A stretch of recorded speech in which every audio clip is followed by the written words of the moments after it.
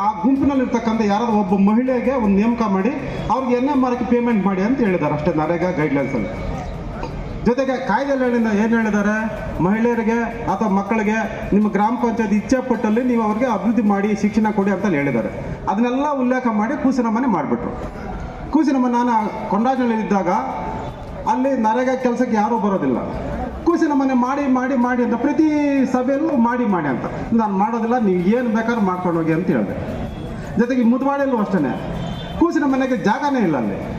ಅಲ್ಲಿ ಯಾರು ಕೆಲಸಕ್ಕೂ ಬರೋಲ್ಲ. ನಾವು ಯಾವ ಮಕ್ಕಳು ಕರ್ಕೊಂಬರೋದು? ಈಗ ಅಂಗನವಾಡಿಗೆ ಮಕ್ಕಳ ಸಂಖ್ಯೆ ಕಡಿಮೆ ಇದೆ.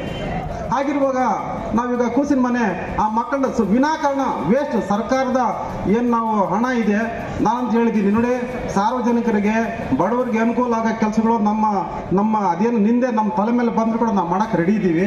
ಜೊತೆಗೆ ಕೂಸಿನ ಮನೆ ಅಂಥದ್ದು ಅದು ಸರ್ಕಾರದ ಹಣ ಪೋಲಾಗತಕ್ಕಂಥದ್ದು ನಾವು ಯಾವುದೇ ಕಾರಣಕ್ಕೂ ಮಾಡೋದಿಲ್ಲ.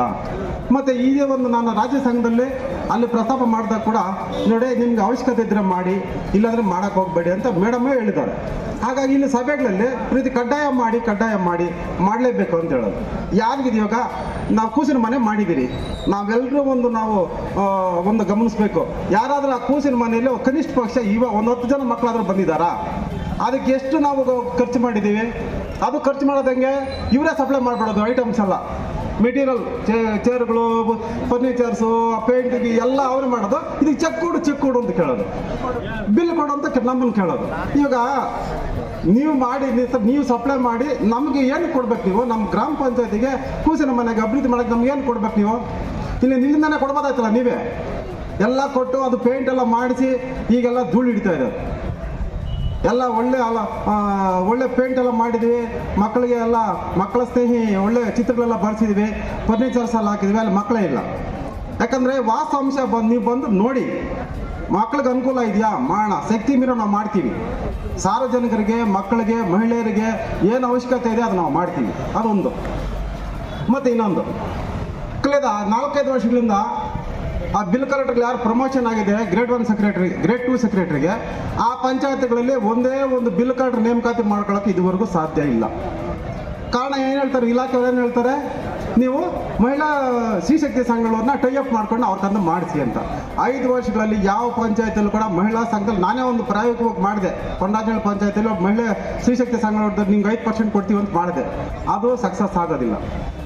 ನೇಮಕಾತಿ ಮಾಡ್ಕೊಳ್ಳೋಕ್ಕೆ ಒಂದು ಅವಕಾಶನೇ ಇಲ್ಲ ಅಂದರೆ ನಾವು ಯಾವ ರೀತಿ ಕರ ವಸೂಲು ಮಾಡೋದು?